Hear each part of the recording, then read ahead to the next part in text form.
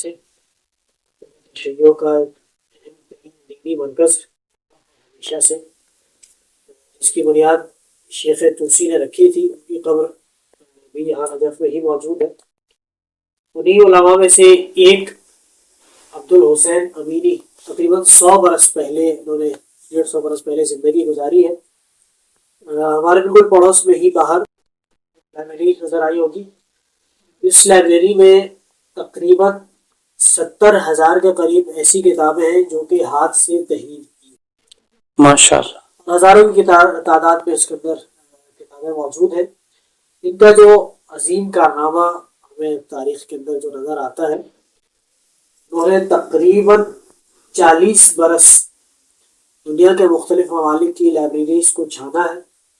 اور ان 40 برسوں میں تقریباً 10,000 کے قریب کتابوں کو اول تا آخر ان کا مطالعہ کرنے کے بعد الغدیر نامی ایک کتاب تحریر سبحان اللہ، کہ سبحان جس میں مالا کائنات کی ولایت کو مرتبہ تسنن سے اہل علماء اہل سنت کی جو روایات ہیں ان سے اور اہل تشیع کے بھی اس کے اندر چیزیں موجود ہیں۔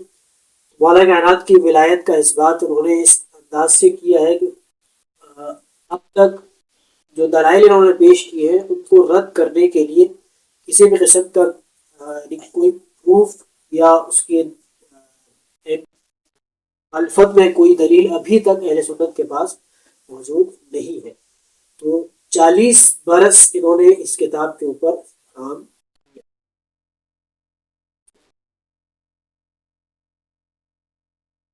اس زمانے میں نجف میں جو لائبریریز تھی ان میں جو سب سے بڑی لائبریری تھی، اس کے اندر جو کتابوں کی تعداد ہے وہ فقط 4,000، جبکہ خود ان کی اپنی جو ذاتی کتب ہیں اس وقت تعداد ہمیں تقریباً 5,000 کے قریب ہے۔